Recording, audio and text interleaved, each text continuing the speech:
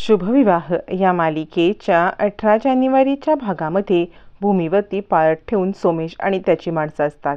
सोमेश आपल्या माणसाला सांगतो, याच त्या देसाई मॅडम यांनाच आपल्याला आत्ताच्या आत्ता किडनॅप करायचं आहे. यांच्यामुळेच आपली नोकरी गेलेली आहे.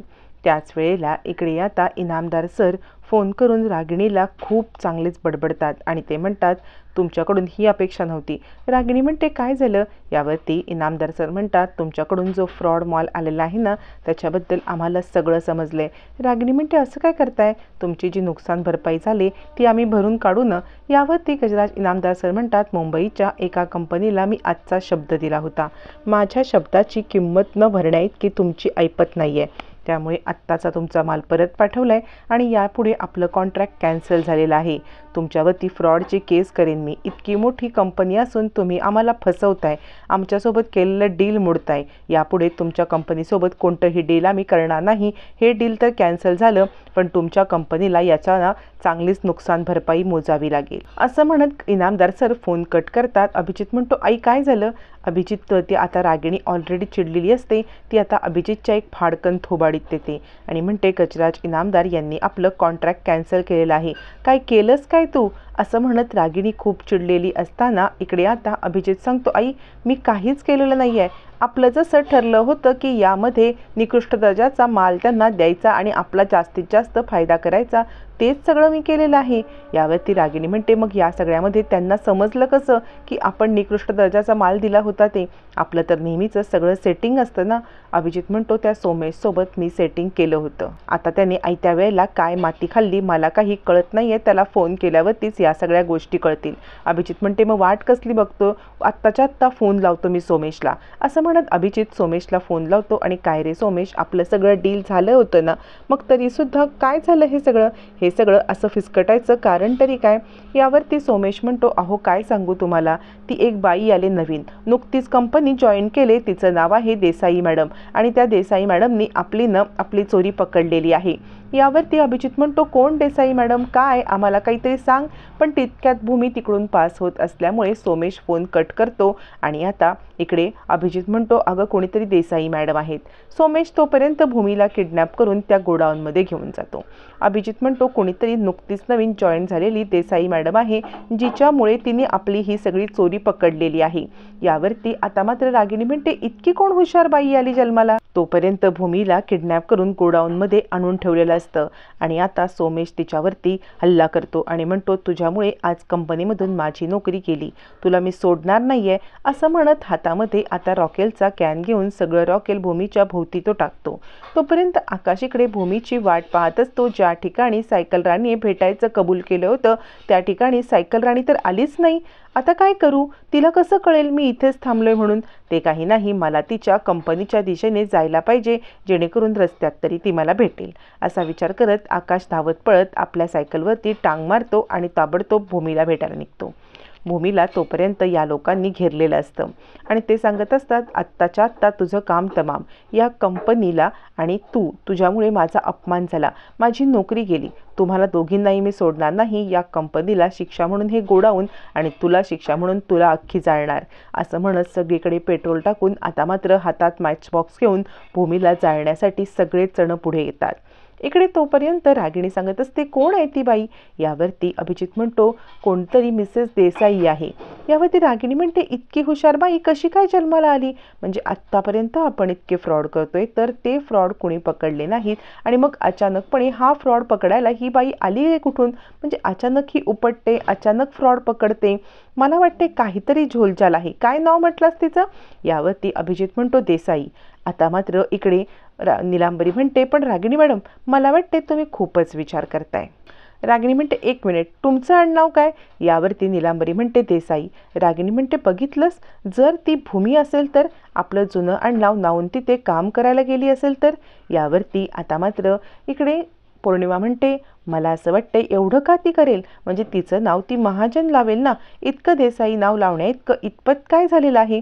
यावरती नीलांबरी म्हणते हो, आणि भूमी इतका काही विचार करेल असं मला वाटत नाहीये. आणि महत्त्वाचं म्हणजे जर तिला इथून निघूनच जायचं होतं तर ती तुमच्या इतक्या आसपास किंवा इतक्या जवळ का राहील. रागिणी म्हणते ते मला माहीत नाही, पण अभिजित तुला माझं म्हणणं पटतंय का. अभिजित म्हणतो हो आई, मला पण असं वाटते कदाचित ती भूमी असेल, कारण जे कॉन्ट्रॅक्ट आहे ना ते पकडण्या इतपत इतकं हुशार कोण झालं. मला वाटतंय ती भूमी असू शकते. रागिणी म्हणते जर ती भूमी असेल तर आपली लॉटरी लागली. आपली लॉटरी लागली. आकाश आणि भूमी आपल्याला सहीसाठी अजूनही हवेच आहेत ना, मग आपली लॉटरीच लागलेली आहे. आत्ताच्या आत्ता त्याचा शोध घे, आणि जर ती भूमी असेल तर आपल्याला खूप मोठा फायदा होणार. असं म्हणत रागिणीचं इकडे प्लॅनिंग चालू असतं. तिकडे आकाश भूमीला वेड्यासारखा शोधायला कंपनीमध्ये येतो, आणि त्याच वेळेला तो तिथे सायकल राणी असं बोलत आता इकडे तो वॉचमनकडे येतो, आणि भूमी देसाई मॅडम इकडून गेल्या का असं म्हणत विचारतो. पण आता ते वॉचमन सांगतात थांब तू इथेच.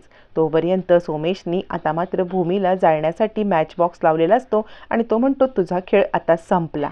तोपर्यंत वॉचमनला आता आकाश सांगत असतो देसाई मॅडम इथेच आहेत, अजून त्या घरी आल्या नाहीत, मला त्यांना भेटायचं आहे. वॉचमन म्हणतो आत्ताच्या आत्ता इथून निघा, इथे देसाई मॅडम नावाच्या कुणी सध्या नाही, ऑफिस बंद झाले. आकाश म्हणतो असं कसं ऑफिस बंद झालंय, अहो अजून तरी त्या घरी नाही आलेल्या आहेत. पण वॉचमन आकाशला हटकतो आणि त्याला आत जाण्यापासून बंदी करतो. मग आता आकाश मागच्या साईडने ऑफिसच्या बाजूला येऊन उभा राहतो. तोपर्यंत इकडे आता आगीचं साम्राज्य पसरलेलं असतं. सोमेशने सगळीकडे आग लावलेली असते, पण या सगळ्या आगीमध्ये सोमेशच अडकतो. आग लावून पळून जात असताना सोमेशच्या अंगावरती तिथली एक रिकामी रॅक पडते, आणि बाजूला आग असल्यामुळे सोमेशला काही करता येत नाही. सोमेश मदतीची हाक मारत असतो, पण तोपर्यंत सोमेशचे सगळे मित्र पळून गेलेले असतात, आणि सोमेश एकटाच तिकडे असतो. आग चारी बाजूने पसरलेली असते. तोपर्यंत सोमेश आता तिथून बाहेर पडण्याचा प्रयत्न करतो, पण सोमेशला काही बाहेर पडता येत नसतं. सोमेश आगीच्या पूर्ण कल्लोळामध्ये अडकलेला असतो. भूमीसुद्धा वाचवा वाचवा असं म्हणत असते. भूमीच्याही चारी बाजूंना आग लागलेली असते. आता या सगळ्या आगीमध्ये आकाश मागच्या साईडने पाहतो, आणि कंपनीला तर आग लागली, आग आग म्हणत आता आकाश आतमध्ये एंट्री घेतो. सायकल राणी आतमध्ये अडकले इतक्या मोठ्या आगीमध्ये, ती एकटी काय करणार असा विचार करत आता पुन्हा तो फ्रंट साईडला येतो. वॉचमन तिकडून थोड्या वेळासाठी निघून गेलेला असतो. मग आकाश ताबडतोब आता सायकल थांबवतो, आणि धावत पळत सायकल राणी म्हणत भूमीच्या इकडे येतो. आगीतून उडी मारतो.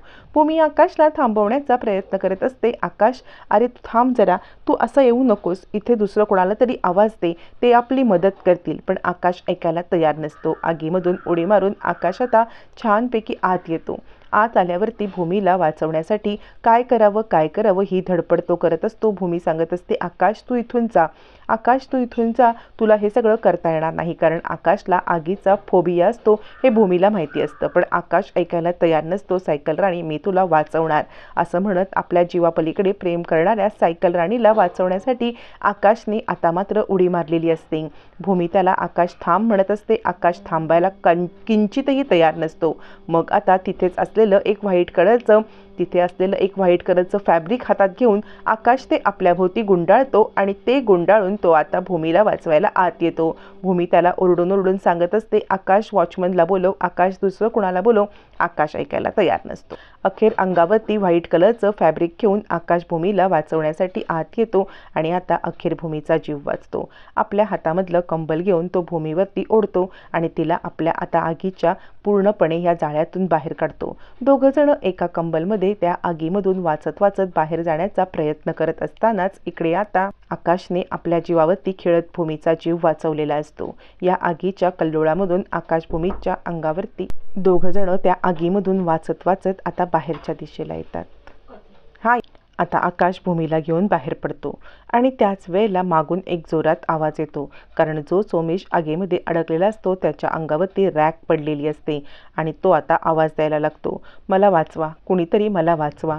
आता मात्र आकाशला आगीचा इतका फोबिया असतो की तो आता जेमतेम भूमीलाच घेऊन तिच्यावरती जीवापाड प्रेम आहे म्हणून बाहेर पडलेला असता. आता मागून सोमेशचा आवाज येतो. आकाश मागे वळून पाहतो, त्याला सोमेश पडलेला दिसतो. मग मात्र भूमी सांगत असते आकाश आकाश तू थांब, पण आकाश थांबायला आता तयार नसतो. सोमेशला या अवस्थेत पाहून आकाशला त्याची दया येते. ॲक्च्युली सोमेशनेच भूमीला मारण्यासाठी केलेला हा कट असतो, पण तरीसुद्धा माणुसकी खातर आकाश आणि भूमी सोमेशचा सुद्धा जीव वाचवणार असतात. या सगळ्यामध्ये सोमेशचा जीव तर वाचणार असतो, पण गजराज इनामदार यांच्या आता कंपनीचं खूप मोठं नुकसान पण टळणार असतं. आकाशच्या एका हुशारीमुळे भूमी, सोमेश आणि गजराज इनामदार यांचं खूप करोडोचं नुकसान, या सगळ्यापासून आता आकाश यांना वाचवणार असतो आणि आकाश ठरणार असतो खरा हिरो. माणुसकीच्या खातर भूमीला मारणाऱ्या आता सोमेशला सुद्धा आकाश वाचवणार असतो आणि खूप मोठा आता आकाशचा सत्कार सुद्धा होणार असतो.